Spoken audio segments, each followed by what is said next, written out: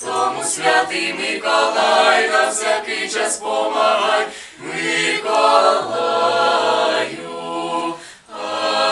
Ой, хто спішить твої двори, та води на землі в морі, все хорониш від напасті, не даєш йому пропасти, Миколай.